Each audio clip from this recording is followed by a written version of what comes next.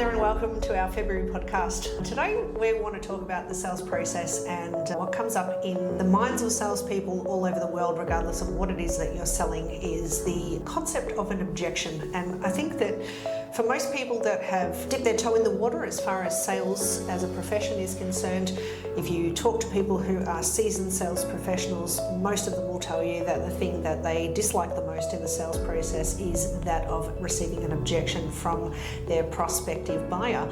And we have a bit of a different opinion around objections, don't we? A no is actually a gift. A no robs me of the time chasing that client, then miss the opportunity to work with somebody who is a hell yes, I definitely want to work with you. I think the biggest objection people get that I don't have the money, it's too expensive. It's almost an acceptable statement to say. However, you still need to challenge it. You still need to handle the objection. What should have they done before they got there?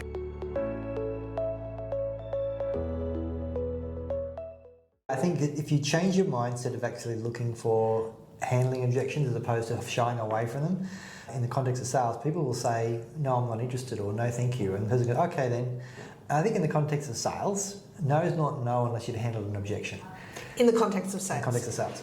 There's often a situation where a lot of information is left out or assumed or being deleted, stored and generalized in a conversation that people have. And sometimes a person's objection is not necessarily the real objection, and therefore there's a cry for education to go through and do that. So we're going to look around about some of the psychology around objections, what you can do to build up your objection resilience, and go around some things you can do to reframe and turn that conversation around and look at enjoying finding the objection, because it's showing you've got someone who is probably more likely to be the ideal client because they're considering your product or service and working out, is it right for them?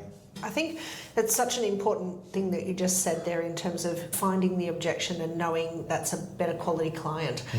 I think that a lot of the time when people are faced with objections in the sales process, they shy away from that really fast. It's a tiny little bit of resistance and say, oh, they must not be my client. Whereas what we tend to teach is that a no is actually a gift.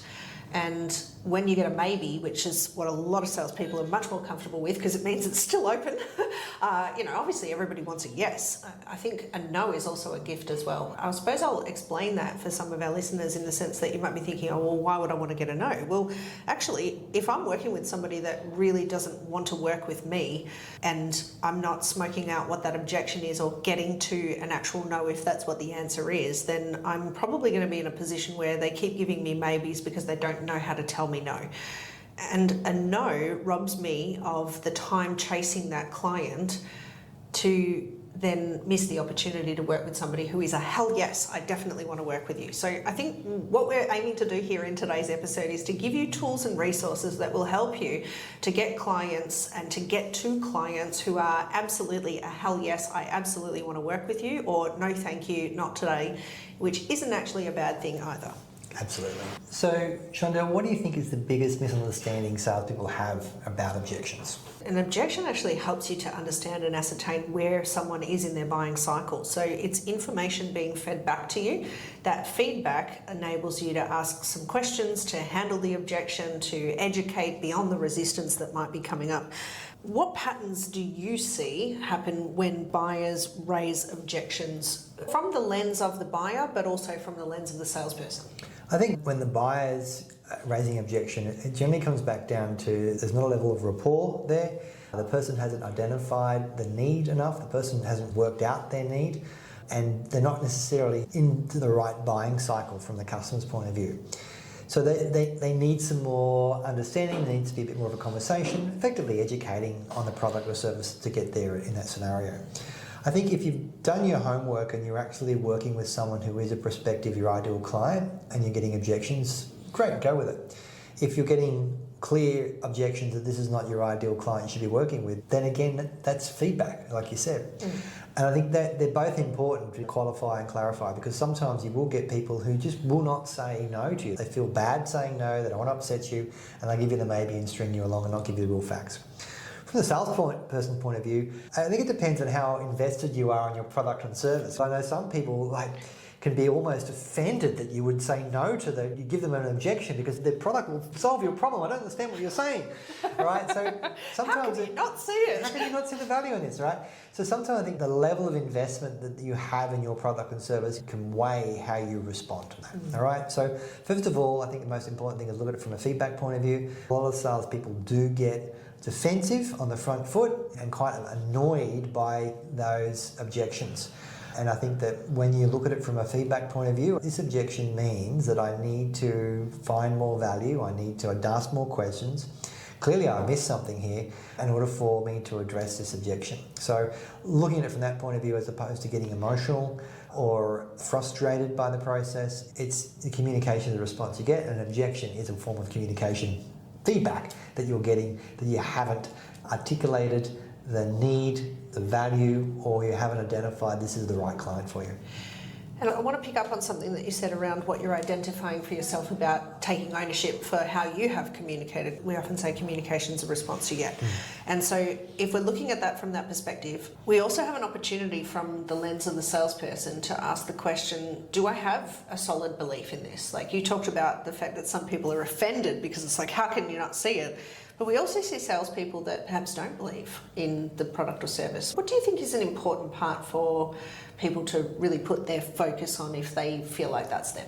Yeah, I think you really need to have a good hard look at what your belief is in the product. And sometimes you can be selling a product that you couldn't afford to buy yourself, and it's very hard to get around that. We work with a number of different companies and across a different range of industries, and sometimes you've got young new salespeople who are selling a product that is well and truly something that they can't afford to buy themselves.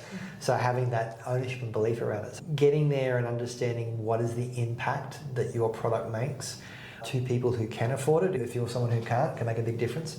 And the other important thing is to look at what you can do to build your beliefs or identify the limiting beliefs you have around being able to believe in the product that you can do. Find out what's the benefit to someone in that and get educated from someone who understands your product. I think that's so important. A lot of the time there isn't that self-reflection process. Sometimes when we go into environments with companies that we start bringing some mindset in, you've got people who are very logical, very factual, and we say that one of the best ways to improve your sales performance is to hold up the mirror. And we've had a few experiences where people abreact to this and say, well, it's not about me, it's not what I'm doing, it's what the market's doing, and they think it's too expensive. And sometimes we really challenge them and say, would you buy your product at the price that it's at right now? And there's, lo and behold, some objections in that. So, you know, have you got any stories around overcoming that will help our audience if they find themselves in that position? So we talk about a lot of objections. We've got to be able to handle it. So we can't exactly ignore it and move on. So how can reframing help you turn a tense objection moment into a collaborative conversation? The first thing we have to acknowledge is that an objection is not a full stop in a conversation. So first and foremost, change your mindset to recognise that an objection is just a cry for information. I think reframing is a fabulous tool that helps us to be able to change the meaning or the experience for both the seller as well as the buyer, more importantly. There are some schools of thought that say if you get an objection, just ignore it and move on. You and I don't subscribe to that, because if somebody's raising an objection, that's obviously a point of concern for them. The problem with that is that if we take that gospel and we don't try and reframe the situation, what we end up doing is we end up succumbing to the same limiting idea, or we only see the frame in which the buyer or the prospective buyer is bringing that objection forward. For example, let's say that someone is objecting to price as being too expensive or it's not within the budget, etc., and they might see it as a cost to their business. By reframing, sharing a story where another buyer might have had that same experience, then showing a different frame of where the fact that it wasn't actually a cost, it was an investment that helped them to get return in another particular area. And we'll use training as an example because that's something that we do all the time. It's an objection that's common for us when we're talking to prospective buyers. It's like, well, that's a lot of money to spend on training people who ultimately might leave. And that's true. They say that people are always leaving. The question is just when, right? But if we don't train them and we don't give them something to help expand their mind, then they're probably going to look to a competitor of yours where they might see a better career opportunity because they can learn more. So do you want to look at helping your team to grow so that they can deliver better opportunities to your business and your efforts and your organisation? Or do you want to say, well, we're not going to make that investment right now. We're going to see that as a cost because, you know, those people are going to be leaving, and ultimately it'll become a self-fulfilling prophecy because they will leave for a place where someone offers them that opportunity to expand themselves, which then allows them to deliver better value to the business. And the reframe might also be, well, by not training them, what's going to happen? Yeah. So the opportunity is here is that you could actually train them and you could actually have them do a better return on investment on what you're getting, and they might not leave because they're getting results and feeling rewarded in this space. So an example of reframing in that same scenario. What's commonly feared by salespeople around objections is being caught off guard. Nobody wants to look like they've got egg on their face. A lot of the time people feel really uncomfortable by not having the answers to all the questions, and that can make them feel a lack of confidence. So Brad, how can salespeople respond in the moment when an objection does catch them off guard? What are some of your tips and your advice around that? I remember one of the original trainings I did when I was learning about sales and NLP was like to act a little bit surprised. Oh, what? What that? Oh, really? Oh, never had that happen before. I don't know how well that would go down. So, but I think it's acknowledging it. It's the most important thing. Going, okay, I really appreciate that's the objection, and I really want to be able to find out how you've come to that, because I believe that this product or service will solve this problem. So can I ask you some more questions around that and getting into that point? When you look at it from going, okay, this is feedback, I've got an objection, there's something I haven't educated, communicated, or identified, this is my ideal client, I need to ask some more questions. So I think acknowledging the objection is really good. Somebody even saying thank you. Like, I really appreciate the fact that you've given me that honest feedback or that honest conversation. Is it okay if I go through and explore that further? You know, therefore you're showing you're being heard, and then you can get in there into the point of actually diving in deeper in that, and then being able to reframe it or find out what the real objection is, because we know that most times the objection we get is not the real objection. I'd like to talk to my partner about this. Great objection to get rid of someone in a conversation because you don't want to give them no, and you're not taking no yourself. I'm going to say my partner might say no, but they're not here yet to say no to you. I think that you raised a really important topic there around, is the objection really what the client's telling you the objection is? And sometimes, more often than not, it's not. So this comes back to the place where it's okay to get a no, and sometimes it's okay to say that you don't know. I think that, and this is an example actually from one of our leadership programs, not necessarily one of our sales programs, but I was working with an emerging leader and we're having a coaching session with each other, and she says to me, I often don't ask people what they think, because what if they ask me a question that I can't respond to? And I think that's a common fear for people in terms of getting that clarification. Certainly for some of the younger generations or the emerging generations coming through the workplace now, we're so used to being able to ask Google what we think, or ask chat what we think, or ask the AI what should we answer to that. We can feel comfortable that we'll have a response of some sort. But for some of the generations that are perhaps more established in their careers, we're much more comfortable with the idea of not knowing the answer. That's a really good question. No one's ever asked that before. It's a really good question. It's a really good question. I've got a pretty good idea, but I want to double check what I've got before I get back to you. Is that okay? It's a perfectly acceptable response, and yet some of the people coming through in these newer generations, or the people beginning their careers, that seems like a foreign idea to say. What if I ask you a question I don't know the answer to? Yeah. These days, customers are more educated about my product than I am. Yes.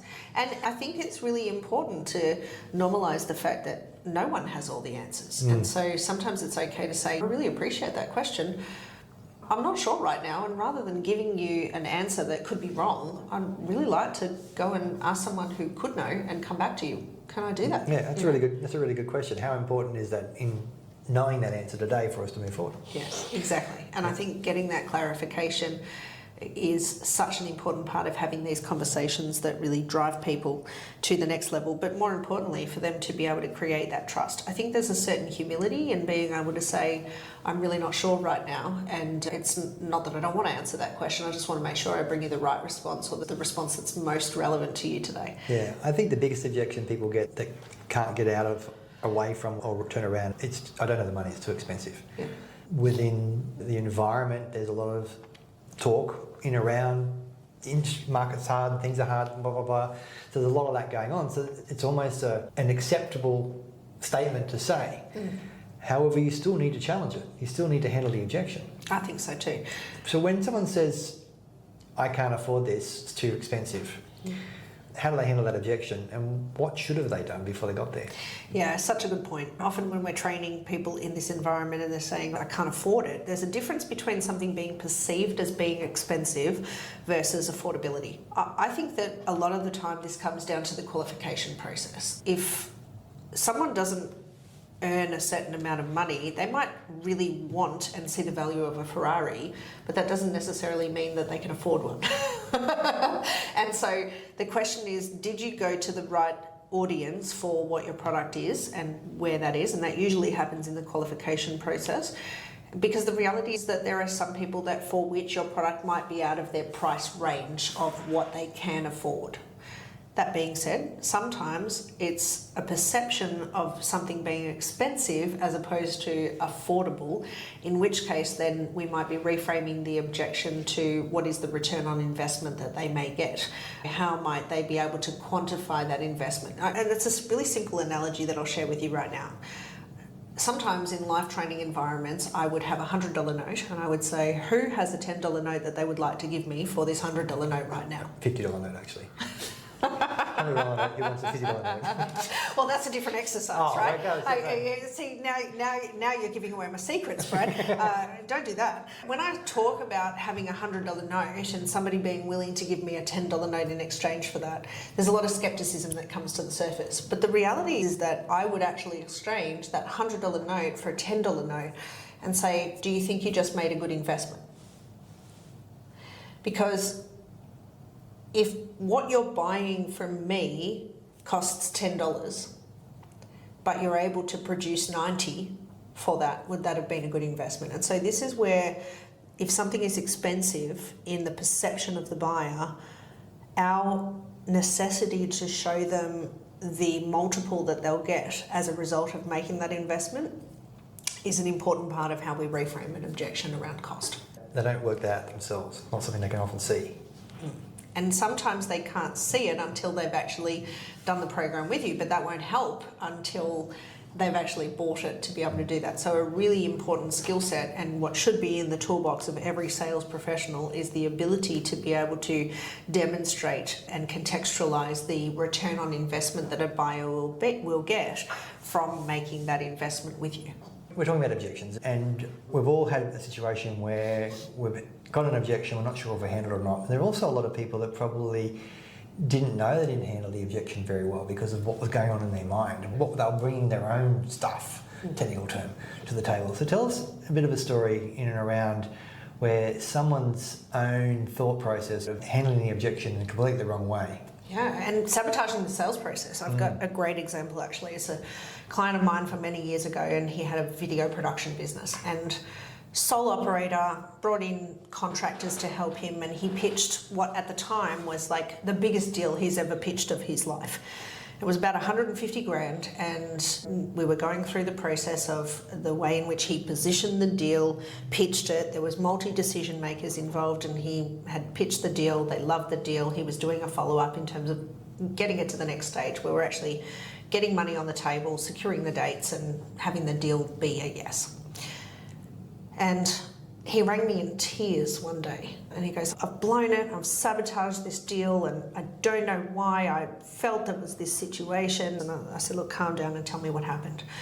And what had happened is he'd done a follow-up to this buyer, and he said, what did you think of the proposal? Have you come to a decision? And the buyer said to him, look, we love what you've put on the table, and we're really excited to move forward. The only challenge that we have is that the general manager is really wanting to be a part of the storyboarding process. So in videos, when they're putting together, it's like a storyboarding the story and designing that, and they wanted to do a workshop of that.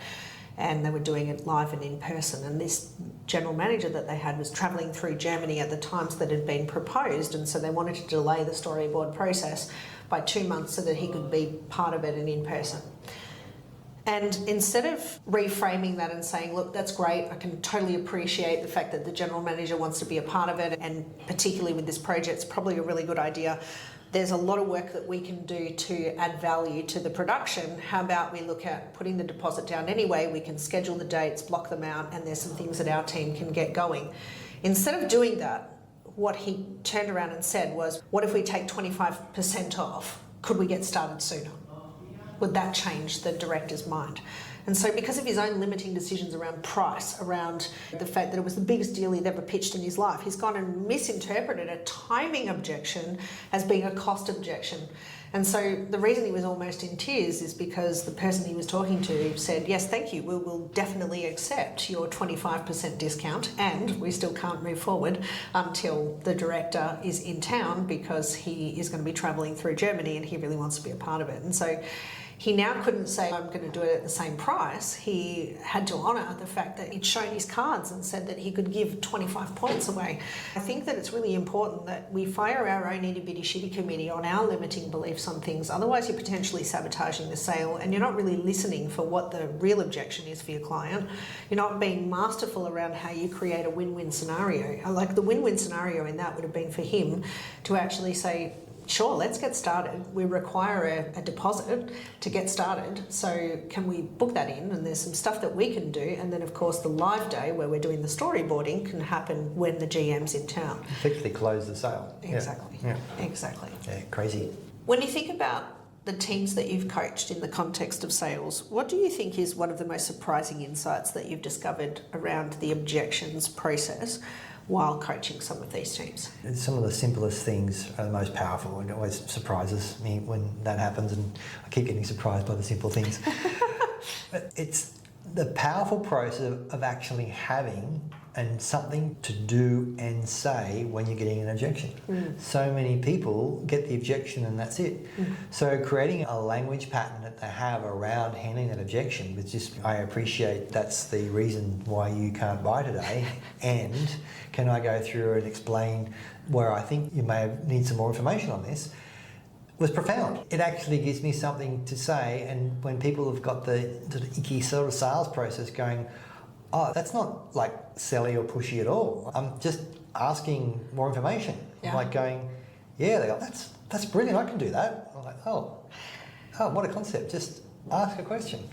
It's really quite empowering, isn't it, when people have been roadblocked by something that they think is so massive, and simply being able to answer an objection. I think that in itself is quite surprising because a lot of people think that's the end of the road. Yeah, oh my God, he gave me an objection, I'm going to run away. Oh, they don't have time right now. Time for what? I don't know. Well, what would happen if you did know? Exactly.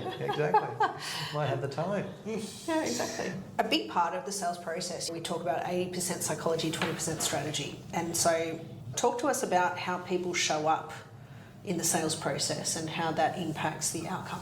Yeah, I think it's a really important point, and a lot of the time people are thinking they're interrupting, or they think that they're less than the person they're having the conversation with. So they're bringing a lot of less than mentality and thinking to that. And sometimes when you have the conversation with someone, and if you've identified the client, you've done your research, and you know your product is fit for service, then it's like you're relaying a conversation that they've had in their head. And I think there's a couple of examples where we've been going through the process and really identified really well what the client wants, and they've said to us, have you got a microphone in our office? We've just been talking about this. Yeah. How did you know that? It's right? so true. You got cameras in here? Yeah. And this was a business that we would already done business with, so this was an add-on. And a lot of people would have gone, oh, we've done business with them now. There's nothing else to be done. We've done it. That's it. And I think if we had have gone through the mindset of like, okay, well, they've spent a lot of money with us, let's find another client, it wouldn't have worked out. I think another example where we were talking about the other day, where this person has just presented information around what they're doing around psychology and sales with what we do, and we've reached out to them, and all of a sudden they're like, oh, thank you so much for this. The timing's impeccable. I've just been looking at what this is happening and where I can look at this, and you've just saved me all this time and research. Where the salesperson probably going, oh, have you got 5 minutes for a chat? I'm sorry, I don't want to interrupt you.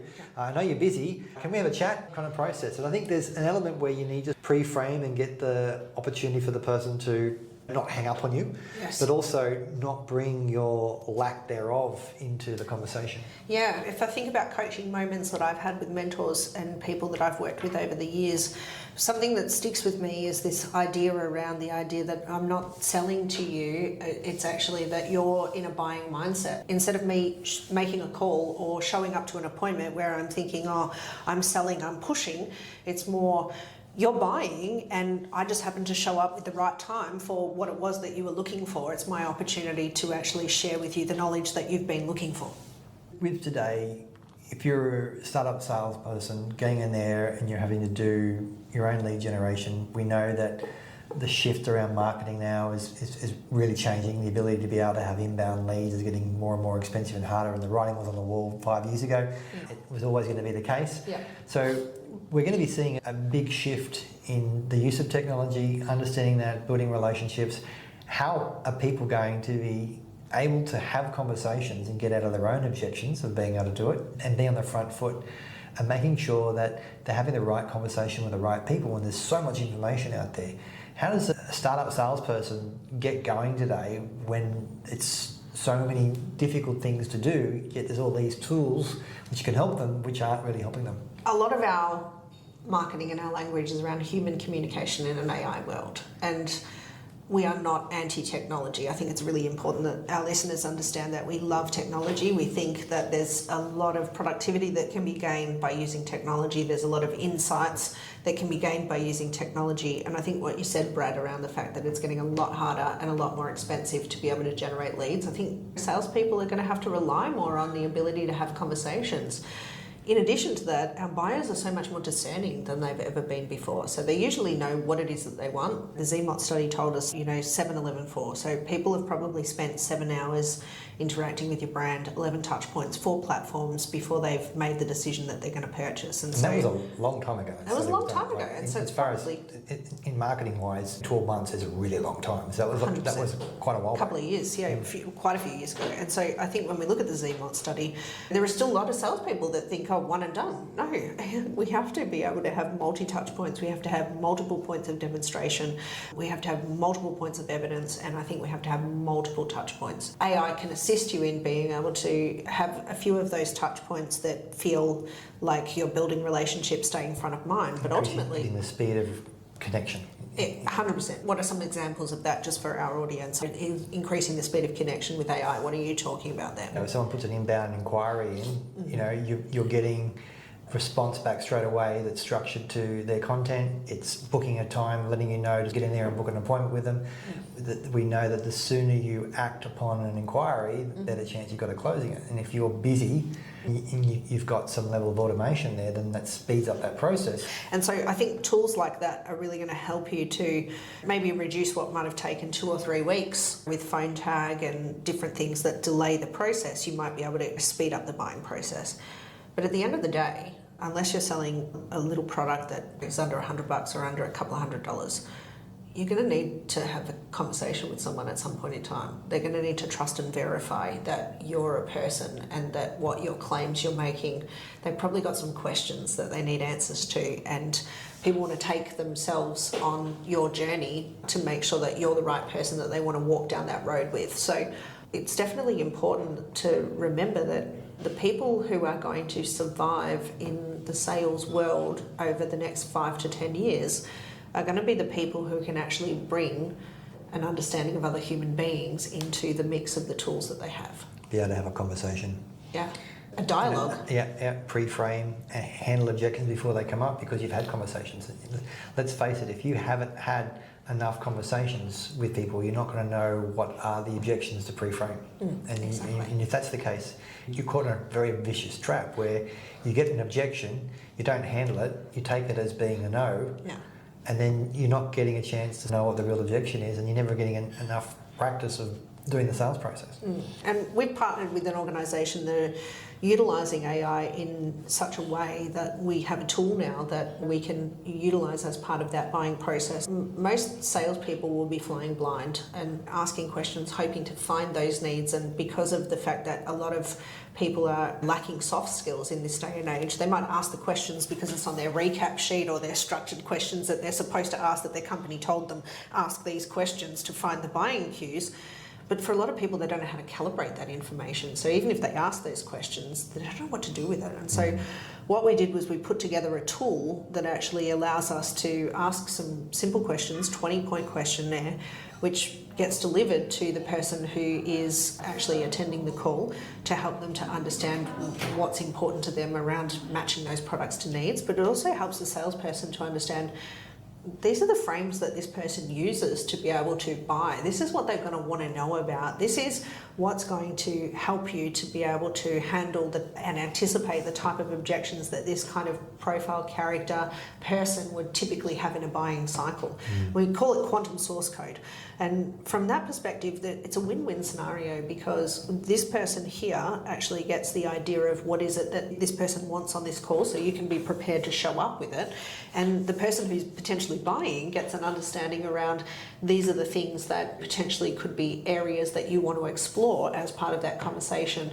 They get an insight around themselves and how they're going to show up in that buying decision as well. It's a really powerful way of bringing human connection with the technology into the mix around how we create great outcomes together. You're effectively speeding up the deep conversation and the right questions in that environment. So the relationship building there is being sped up. And I think there are some occasions, like I don't believe in buy or die, or how do I manipulate someone to wanting to buy my product. I don't think that works. Even if people have been able to convince someone in a moment, then we have remorse show up. And we talked about in another episode that people have 3 stages to buying. They've got the motivation to buy, they've got the decision to buy, and then they've got the reassurance that they made the right decision. I know you don't subscribe to the idea of people buying against their will anyway, because it can't happen. And if you do, they're going to want a refund. They're not going to get a referral. It's going to leave a bad taste. It leaves a bad taste in the mouth. So I think that there are some situations where you might have a buyer come to you and they're not the right fit for you. I love the idea of someone actually saying, and we do this all the time at Life Puzzle, it's one of our philosophies that's come through from that not everybody is your client. And so I love the idea of saying to somebody, I really appreciate you making this inquiry and understanding what you're looking for. I don't think we're the right fit for you. Now, a really powerful process is to be a true trusted advisor, a true partner, and say to somebody, look, I'm not the right person to help you with this need, but I know this person, and if they're not the right person, I guarantee you that they'll know who they can put you in touch with. So would you like me to set up a call for you so that you can meet them, or do an email intro to introduce you both? I think that brings goodwill. Yeah, you're not burning a contact, not burning a relationship, you're building it. And it'll probably go around both ways. They'll probably send something back your way, and it's reciprocity. So I think that an important part of what I wanted to share today is that not everybody's your client, and so sometimes an objection might be valid, and it could be that the person's actually giving you that information to show you that maybe they'd be better off in the no pile, so that you've freed up that time for a hell yes. Yeah, I think that's really good. Hope you've enjoyed today's podcast. Feel free to reach out. Remember to go out there and look at those objections, dive into them, ask the questions. It's not rejection, it's not cry for education. Go through the process of working out what those objections are, work out with your team or yourself how you can pre-frame the conversation, how you can handle the objection before it comes up. These are all great ways of going through there. But at the end of the day, remember that it's about building relationships, asking questions, getting to know your ideal client, your ideal avatar, whatever that scenario, making sure you're having the right conversation with the right people. So if you do get an objection, it's a great way of being able to dive deeper in the conversation and make the most of it.